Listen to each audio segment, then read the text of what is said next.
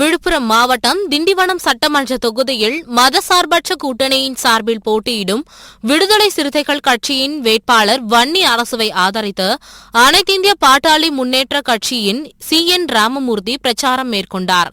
பின்னர் செய்தியாளர்களை சந்தித்த அவர், திண்டிவனம் பகுதி எப்போதுமே சமூக நல்லிணக்கத்தின் பூமியாக திகழ்கிறது என்றும், சாமானிய மக்களுக்காகவும் சமூக நீதி மற்றும் சமத்துவத்திற்காகவும் பாடுபடும் வேட்பாளர்களை மக்கள் ஆதரிக்க வேண்டும் என்றும் கேட்டுக்கொண்டார். மதச்சார்பற்ற கூட்டணியின் சார்பாக அனைத்து இந்திய பாட்டாளி முன்னேற்ற கட்சி அதனுடைய தோழமை கட்சிகள் எங்கெங்கெல்லாம் போட்டியிடுகிறார்களோ அங்கு சென்று அந்தந்த வேட்பாளர்களுக்கு ஆதரவு அளித்து அவர்களுக்கு வாக்களிக்க வேண்டும் என்று நாங்கள் தொடர் பயணத்தை மேற்கொண்டிருக்கிறோம். இன்றைக்கு இப்பொழுது திண்டிவனம் தொகுதியிலே போட்டியிடுகின்ற என்னுடைய அன்பு சகோதரர் வன்னி அரசு அவர்கள் VCK விடுதலை சிறுத்தைகள் கட்சியின் சார்பாக போட்டியிடுகிறார். அவருக்கு நீங்கள் பாறை சின்னத்திலே நாங்கள் எல்லாரும் வாக்களிக்க வேண்டும் என்று நான் கேட்டுக்கொள்கிறேன். ஒன்று. இரண்டாவதாக, இது பாறை சின்னம் என்பது ஏற்கனவே பாட்டாளி மக்கள் கட்சி நான் தொடங்கி நடத்தியிருக்கின்ற பொழுது முதல்ல யானை சின்னம் கொடுத்தார்கள், அதுக்கப்புறம் மாற்றி பானை சின்னம் கொடுத்தார்கள். ஆகவே யாரும் பண்ண வேணாம், பானை சின்னத்துக்கே அவர்கள் மீண்டும் வாக்களிக்க வேண்டும். பெருவாரியான வாக்குகள் வித்தியாசத்திலே வெற்றி பெற வேண்டும்.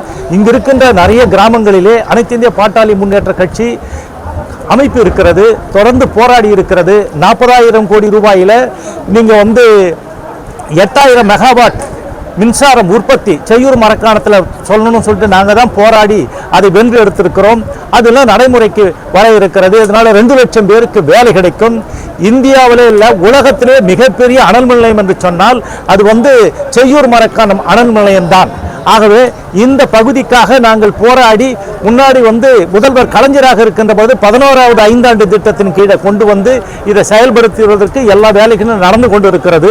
ஆகவே இதற்காக எல்லா வேலைகளும் நாம் செய்கிறோம், தொடர்ந்து செய்கிறோம்.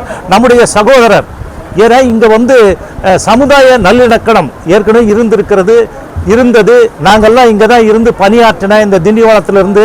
அப்போதெல்லாம் எந்த பிரச்சனையும் வந்ததில்லை.